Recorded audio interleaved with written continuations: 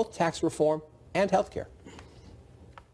But I do believe we have the votes for health care at the appropriate time, and I think that we're going to have the votes for taxes. And I will say the fact that health care is so difficult, I think makes the taxes easier. Now, the president's visiting the Capitol tomorrow to pressure Republican senators in person. Many of them, trust me, many of them dispute the president's optimistic health care math. And they want to hear from him directly about how he will deal with his friend and former chief strategist Steve Bannon, who's vowing to recruit primary challengers against Republican incumbents. You know, this element has been out there for a while. They cost us 5 Senate seats in 2010 and 2012 by nominating people who couldn't win in November. I think most Republicans want to see us win elections because I always remind people that the winners of elections make policy and the losers go home and go into some other line of work.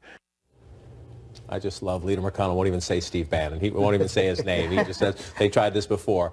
They tried this before and they hurt us. But we'll see. But you know, the president has said publicly that he disagrees with Steve. He understands Steve Bannon, but he disagrees with him targeting specific Republican incumbents. When the president is behind closed doors in that private meeting tomorrow, of course they want to plot health care strategy if they come back to that. They definitely need to talk tax reform. How much of it is going to be these Republican senators wanting the eyeball from the president? Or can we be sure you have our back? Or if we do something that disappoints you, you're going to run back into Steve Bannon's camp? Well, you know, the president tends to do in these closed sessions, it tends to be pretty civil. I mean, he tends to tell them what they want to hear, and then he may change his mind publicly later. I mean, he criticized the Republican health care bill after he went to a Rose Garden ceremony that passed after the bill passed the House.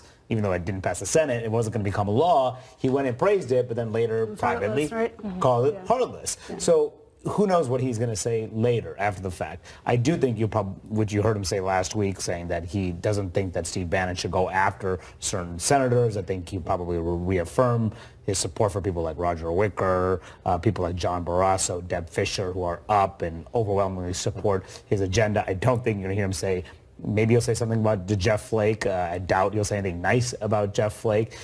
So overall, it'll be positive. It will be interesting, though, will be to see if he gives any clarity at all about the Lamar Alexander, Patty Murray healthcare deal that they have cut. Because yesterday, Senator McConnell made very clear he would only bring this to the floor if the president made clear that he supports it, which the White House has certainly not done yet. I'm also willing to bet that Republicans press him on how much is he going to back this tax reform bill that we could see as soon as next week, according to Republicans on the Hill.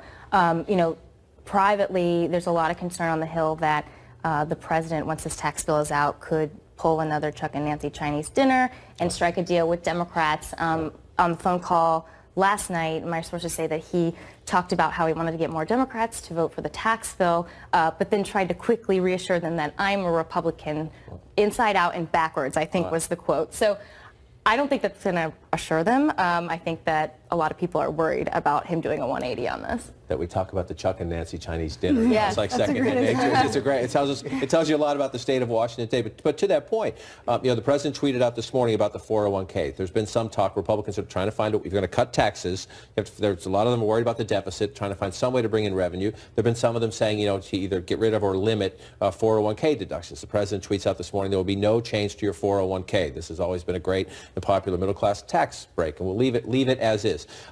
Now, that's probably fine early on, but one of the concerns of Republicans is that, well, to your point, we get back to the Obamacare issue where either they cast a vote, he says it's great, then he says it's mean, or they're about to cast a vote and he does something on Twitter that says the negotiations are still open and they keep it going. How much of that is going to be behind those closed doors tomorrow? The idea, get the president, let's plot this together and stay together. Well, one of the real concerns and lessons of the healthcare fight has been that the congressional Republicans can think they're on the same page as the president and then feel like the plan got flipped at the last minute with that warning that nobody knew about it. And the problem about that is that I'm not sure how much can get worked out in advance. A lot of it does now go to this sort of instinctive issue of trust. Is, let's say you get the eye contact in the room you were looking for. What does that actually mean? And the problem for the president, or the test for the president, will be whether he gets that sort of leap of faith or that buy-in that he needs. The problem for the Republican incumbents, when you add all of these up between now and the end of the year, is